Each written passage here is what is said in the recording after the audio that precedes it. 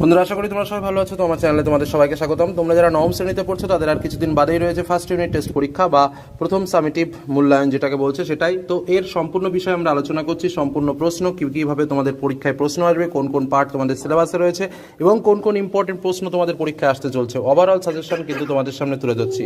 তো প্রথমেই আমরা আসি একটু সিলেবাস সম্পর্কে, আমাদের কী কী বিষয়গুলো ফার্স্ট ইউনিট টেস্টে থাকে। প্রথম, সাহিত্য সঞ্চয়ন থেকে কলিঙ্গ দেশের ঝড় বৃষ্টি, ধীবর বৃত্তান্ত, ইলিয়াস, দাম এবং নোঙ্গর। সহায়ক পাঠ থেকে যেটা আমাদের রয়েছে প্রফেসর শঙ্কুর ডায়েরি, সেখান থেকে বোমযাত্রী ডায়েরিটা কিন্তু আমাদের ফার্স্ট ইউনিট টেস্টে রয়েছে। ব্যাকরণের মধ্যে ধ্বনি ও ধ্বনি পরিবর্তন এবং উপসর্গ ও অনুসর্গ এবং ধাতু ও প্রত্যয়, এই প্রত্যেকটা পাঠ কিন্তু আমাদের ব্যাকরণ থেকে রয়েছে। নির্মিতির মধ্যে যেটা রয়েছে সেটা হচ্ছে ভাব সম্প্রসারণ, ভাবার্থ এবং সারাংশ। প্রথমেই তোমাদের বলে রাখি, ব্যাকরণের জন্য চ্যানেলে যে পাঠগুলো করা রয়েছে ধ্বনি ধ্বনি পরিবর্তন, উপসর্গ অনুসর্গ এবং ধাতু ও প্রত্যয় সম্পর্কে ব্যাকরণে কিন্তু বাংলা ব্যাকরণ বলে একটা ফোল্ডার করা আছে চ্যানেল প্লেলিস্টে, সেখানে গিয়ে তোমরা প্রত্যেকটা জিনিস কিন্তু দেখতে পাবে। সেখান থেকে কিন্তু ব্যাকরণের ভিডিওগুলো দেখে ব্যাকরণটাকে ভালোভাবে শিখে নেবে। নেক্সট আমাদের যে বিষয়টা সেটা হচ্ছে আমাদের ফার্স্ট ইউনিট টেস্টে কিন্তু 40 মার্কের পরীক্ষা হয় এবং পরীক্ষাতে সময় থাকে 1 ঘন্টা 30 মিনিট। এবার আসি আমাদের কোশ্চেন প্যাটার্নে। স্বাভাবিকভাবে আমাদের 8টি এমসিকিউ প্রশ্ন হয় এবং 8টি এসএকিউ প্রশ্ন হয়। এমসিকিউ প্রশ্নগুলোর ক্ষেত্রে কোনো প্রকার অথবা থাকে না, অর্থাৎ যে কটা প্রশ্ন আমাদের পরীক্ষাতে আসে ঠিক সে কটা প্রশ্নই কিন্তু পরীক্ষাতে করতে হয়। এবার আসে গল্প এবং কবিতা। গল্প এবং কবিতা থেকে আমাদের স্বাভাবিকভাবে 3 মার্কের প্রশ্ন এবং 5 মার্কের প্রশ্ন আসে এবং আমাদের যেটা নবম শ্রেণীতে রয়েছে প্রফেসর শঙ্কু, সেখান থেকেও কিন্তু 5 মার্কের প্রশ্ন আসে। আর তোমাদের সিলেবাসের অন্তর্গত ফার্স্ট ইউনিট টেস্টের ভাব সম্প্রসারণ, ভাবার্থ বা সারাংশ থেকে কিন্তু একটা 5 মার্কের প্রশ্ন আসতে পারে। তবে একটা কথা মাথায় রাখতে হবে, এই যে কোশ্চেন প্যাটার্নটা তোমাদের সামনে শেয়ার করলাম, এটা কিন্তু স্বাভাবিকভাবে সিস্টেম ওয়াইজ এটাই, কিন্তু স্কুলের শিক্ষক যিনি কিন্তু মূলত তোমাদের প্রশ্ন তৈরি করবেন, প্রশ্ন কিন্তু স্কুলের শিক্ষকই তৈরি করেন, তিনি কিন্তু কোনো কারণবশত যে একটা এমসিকিউ কম হলো, একটা এসিকিউ কম হলো, একটা 5 মার্কের প্রশ্ন বেশি হলো, এরকমভাবে কিন্তু তিনি চেঞ্জ করতে পারেন। সব কিছুই নির্ভর করবে তার নিজস্ব ভাবনা চিন্তার ওপর। তো যাই হোক, পরের যে মূল যে ইম্পর্টেন্ট সাজেশন বা কী কী প্রশ্নগুলো পড়তে হবে সেগুলো তোমাদের সামনে আলোচনা করি। প্রথমেই আমাদের দেখো যেটা কবিতার মধ্যে রয়েছে কলিঙ্গ দেশে ঝড় বৃষ্টি, এখান থেকে আমাদের যে প্রশ্নগুলো মোস্ট ইম্পর্টেন্ট সেটা হচ্ছে সেগুলো বলছি। তবে মনে রাখবে এই প্রশ্নগুলো কিন্তু 3 এবং 5 যে কোনো মার্কে কিন্তু আসতে পারে। প্রথম প্রশ্ন, কলিঙ্গ দেশে ঝড় বৃষ্টি নিজের ভাষায় বর্ণনা করো। কলিঙ্গ কোথায়? কলিঙ্গ ঝড় বৃষ্টির ফলে প্রজাদের দুঃখ দুর্দশা আলোচনা করো। পরের কোশ্চেন, বিপাকে ভবন ছাড়ি প্রজা দিল রড। রড শব্দের অর্থ কি? তারা কেন বিপাকে পড়েছিল? এর পরিণতি কি হয়েছিল? পরবর্তী কোশ্চেন, টিকা লেখো। জৈমিনী, অম্বিকা মঙ্গল, শ্রীকবি কঙ্কন। পরবর্তী কোশ্চেন, ঈশানে উড়িল মেঘ সঘন চিকুর। চিকুর শব্দের অর্থ কি? উদ্ধৃত অংশটির তাৎপর্য ব্যাখ্যা করো। পরবর্তী কোশ্চেন, নিরবধি 7 দিন বৃষ্টি নিরন্তর। 7 দিন কোথায় বৃষ্টি হয়েছে? এর ফলে প্রজাদের কি দুর্দশা হয়েছে? পরে ধীবর বৃত্তান্ত থেকে আমরা আসি। ধীবর বৃত্তান্তের মোস্ট ইম্পর্টেন্ট কী কী প্রশ্ন রয়েছে দেখো। ধীবরের চরিত্র আলোচনা করো। পরবর্তী প্রশ্ন, যে বৃত্তি নিয়ে যে মানুষ জন্মেছে সেই বৃত্তি নিন্দনীয় হলেও তা পরিত্যাগ করা উচিত নয়। প্রসঙ্গ উল্লেখ করে ব্যাখ্যা করো। পরে কোশ্চেন, এখন থেকে তুমি আমার একজন বিশিষ্ট প্রিয় বন্ধু হলে। কে কার বন্ধু হলো, কিভাবে? পরবর্তী কোশ্চেন, মহাশয় বিনা দোষে আমাকে মারবেন না। বক্তা শ্রোতাকে, অর্থাৎ কে কাকে বলেছিল, উক্তিটির কারণ কি? পরে কোশ্চেন, ধীবর কিভাবে আংটি পেয়েছিল তা নিজের ভাষায় লেখো। পরবর্তী কোশ্চেন, ধীবর বৃত্তান্ত নাটকে ধীবরের চরিত্র আলোচনা করো। এরপর আসি ইলিয়াসের প্রশ্ন। ইলিয়াস থেকে যে গুরুত্বপূর্ণ প্রশ্নগুলো রয়েছে, প্রথম প্রশ্ন, ইলিয়াস তো ভাগ্যবান পুরুষ, তাকে ভাগ্যবান বলার কারণ কি? ইলিয়াসের পরিচয় দাও। দ্বিতীয় প্রশ্ন, ইলিয়াস কিভাবে সর্বহারা হয়ে পড়লো, তারপর তারা কোথায় কিভাবে রইল?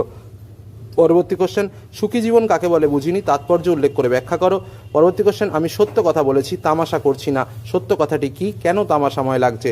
পরে কোশ্চেন, 50 বছর ধরে সুখ খুঁজে এতদিনে পেয়েছি, কারা কিভাবে এতদিনে সুখ পেল? পরবর্তী কোশ্চেন, ইলিয়াসের চরিত্র বিশ্লেষণ করো। পরবর্তী কোশ্চেন, অতিথিরা হেসে উঠল, কোন কথা শুনে হেসে উঠল এবং কেন? লাস্ট কোশ্চেন, অতিথিরা বিস্মিত হলেন কেন? এই দেখো, তোমাদের একটা কথা বলে রাখি যে ইলিয়াস, নোঙ্গর, দাম প্রত্যেকটা গল্পের কিন্তু অক্ষরভিত্তিক ব্যাখ্যাও কিন্তু চ্যানেলে করা রয়েছে। তোমরা প্রয়োজনে সেগুলো দেখতে পারো। একবার দেখলে যে কোনো প্রশ্ন তোমাদের পরীক্ষায় আসলে কিন্তু তোমরা লিখতে পারবে।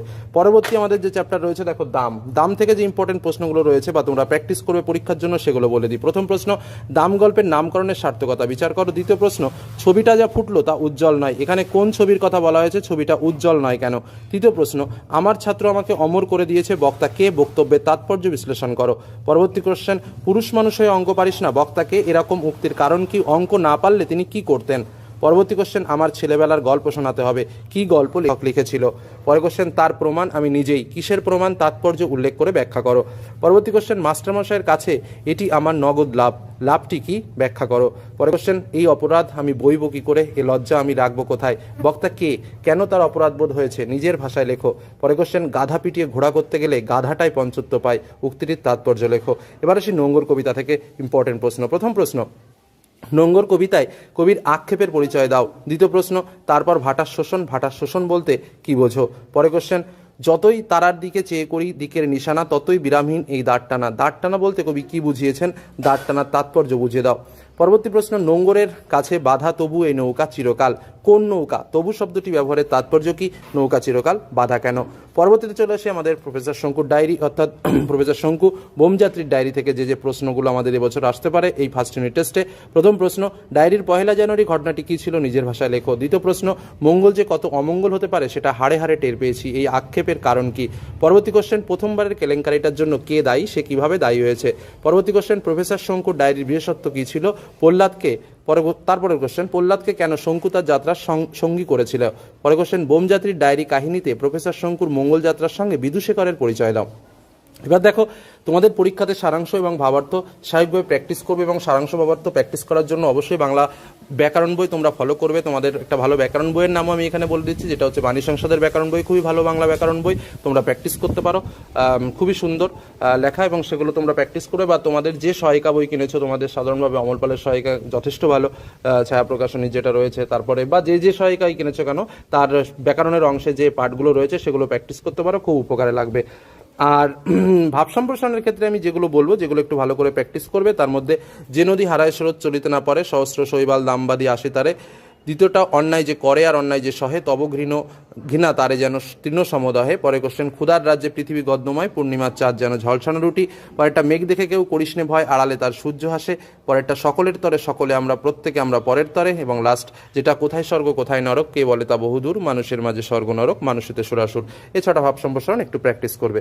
তো এই হলো তোমাদের ওভারঅল বাংলার ফার্স্ট ইউনিট টেস্টের সম্পূর্ণ সাজেশন, যে সাজেশনের মধ্যে আমরা ভাব সম্প্রসারণ এবং প্রফেসর শঙ্কু ছাড়াও প্রত্যেকটা বিষয়, অর্থাৎ গল্প কবিতার প্রত্যেকটা পাঠ, সম্পূর্ণ সিলেবাস, কোথা থেকে কিভাবে কোন টাইপের প্রশ্ন আসবে তার যাবতীয় আলোচনা কিন্তু তোমাদের সামনে তুলে ধরলাম। এছাড়াও যদি কোনো বিষয় তোমাদের জানার প্রয়োজন হয় অবশ্যই কমেন্ট বক্সে লিখবে, আর এই টাইপসের ভিডিও যদি তোমাদের আরও প্রয়োজন হয় অবশ্যই সেটাও কমেন্ট বক্সে লিখে জানিও। তো আজ আলোচনা এখানেই শেষ করলাম। সকলে ভালো থেকো, সুস্থ থেকো, সাবধানে থেকো, ধন্যবাদ।